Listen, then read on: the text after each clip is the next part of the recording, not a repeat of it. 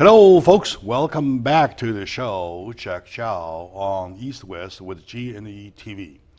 Today, once again, we're talking about the Syrian situation, talking about the possible United States attack to Syria.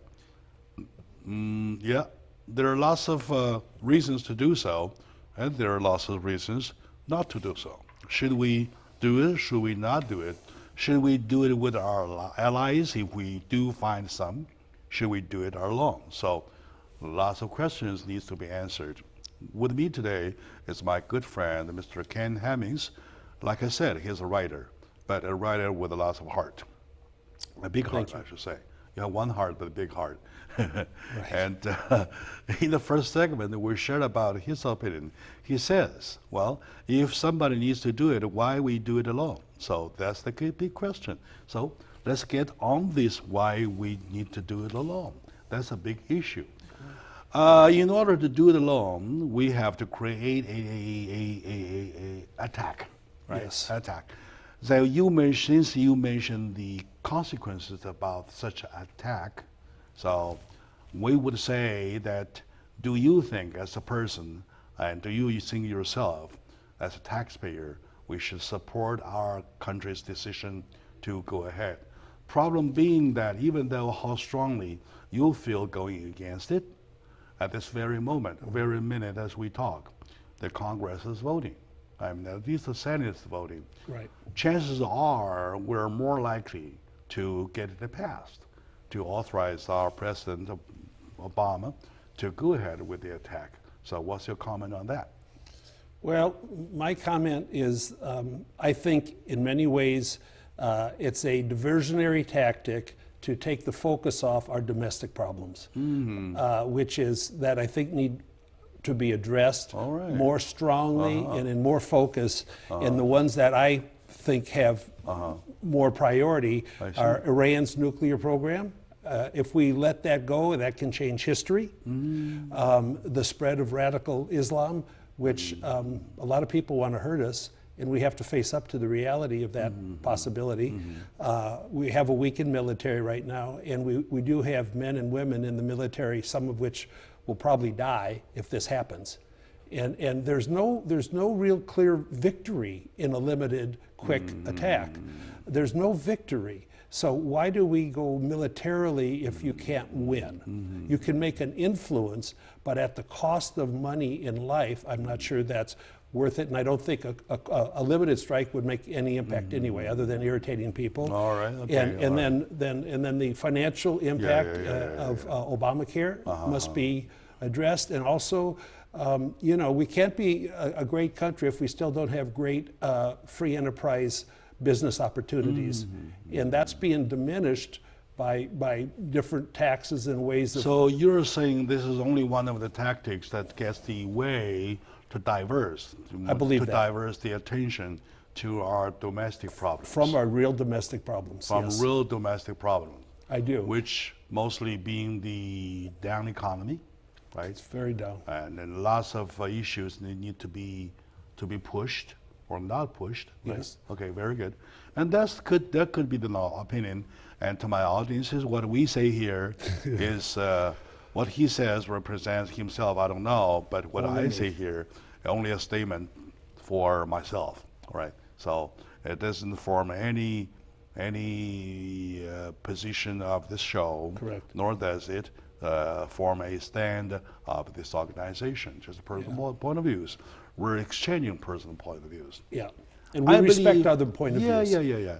The reason I made the former statement is because I want to tell you that I agree with you. I agree with you on this one.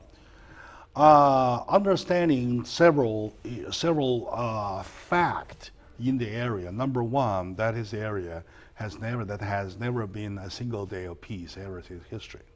Yes, and I've read about the history right. deeply. And number two, okay, why didn't you do it and describe that area, please?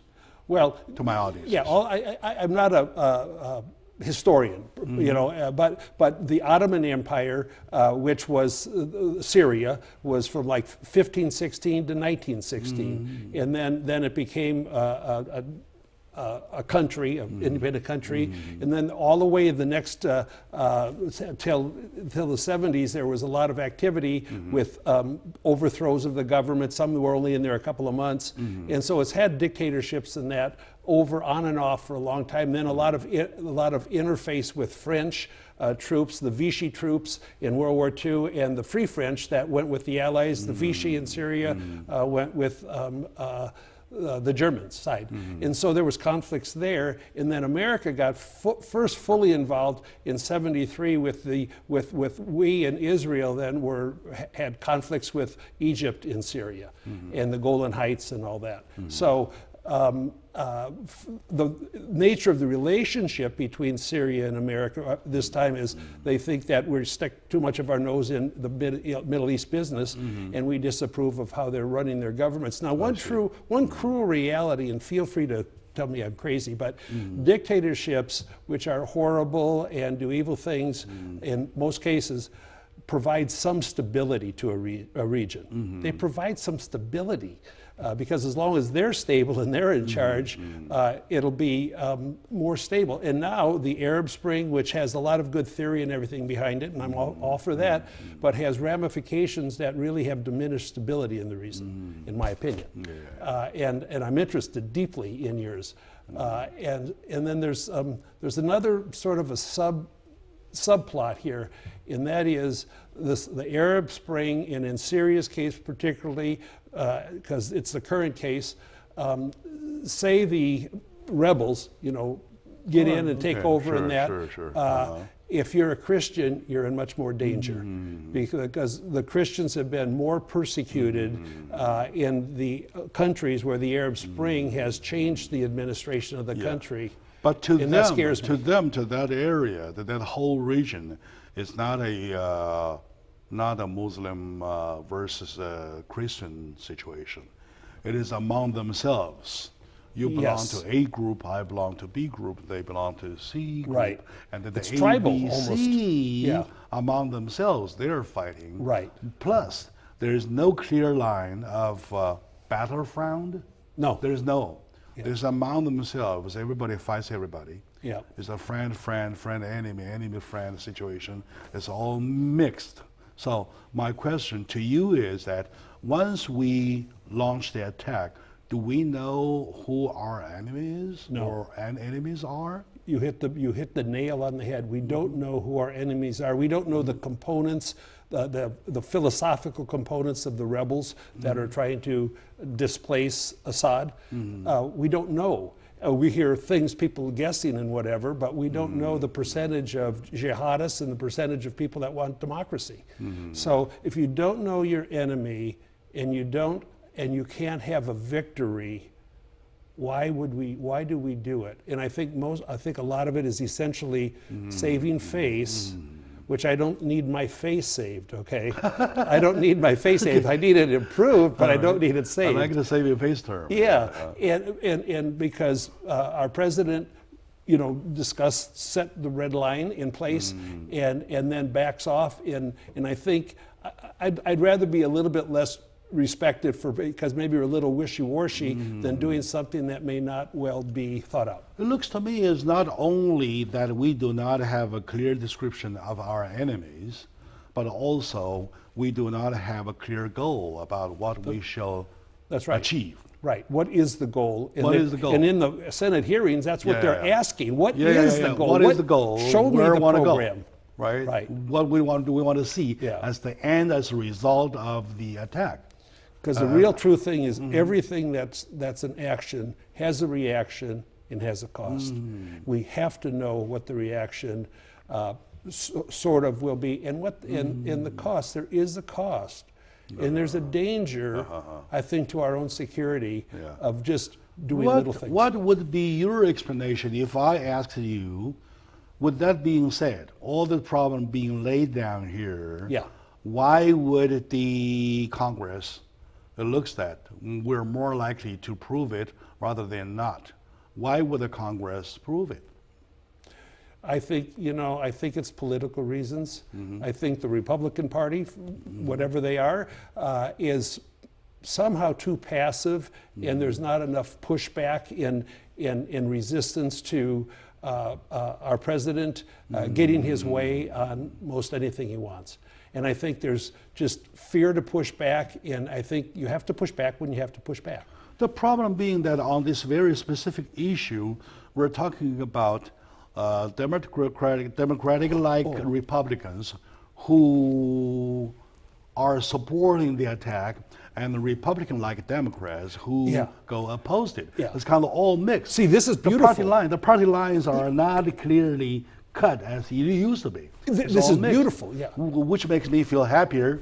I'm ecstatic over that because sure. politics make strange bedfellows. Yeah. And now we are having strange bedfellows. There's many in the Black Caucus that are siding with the Tea Party on this issue Which right now. seems to be positive to me. To me, right? it's positive. Yeah, very good. I agree on that. 100% positive. Why would this happen? Why would this phenomenon happen? As for us to see, we're no longer joining a party line, left or right, yes or no. We're mixing them together. Yeah. You have brand new members join your team. Yes. With a brand new concept join your team. Yes. A brand new face join your team. So why would this happen? I think because it's America's future is at stake, and there's times that you need to leave your party line and use your own mind and make your own decisions, make your own judgments, and be man up to it, or woman up to it. In other words, can we say this fact itself indicates how serious this issue is? Absolutely. Right? Yes. Even those who used to take a vote along the party line start to think according to reality. Right. The reality being that once we get in it, we really have to be watchful. I get some hope. Right. I get some hope out of the mixture of those for and opposed right now. Sure. I get excited about that. Take Senator John McCain, for example. Yeah. In the very beginning, he was a supporter of Obama. He was a backer, a huge backup to Obama. And it was just as this morning, he backed up, he pulls off. And he no longer supports Barack Obama for that, and he wanted to see something else. So. And I don't know why Boehner, Speaker Boehner, is supporting limited military and action. he is a total Republican. He's a typical Republican, and he is supporting President Barack Obama. Now, it's only my opinion, but I think he's been, weak in his job, But whatever that is, that's just an opinion, right? But it's number one, it's confusing. Number two, it creates a picture that for long we want to see. See, anytime any person puts their own personal lifestyle ahead of their country, and you're a civil servant, that's a mistake. All right. Okay, and that's developed more rapidly Okay. than I believe it should have. Sure. All right. Okay. Very good. So let's take a very short moment now. When we come back, we'll continue. Joining me today is my good friend, Mr. Ken Hemmings, a writer, and the famous writer. I like his works. And it was not long ago we were talking about his books. Now we're talking about something else, which just for the purpose of getting opinions from average American. He stands here for an average American, me too. So stay with us after this short break. We'll be right back.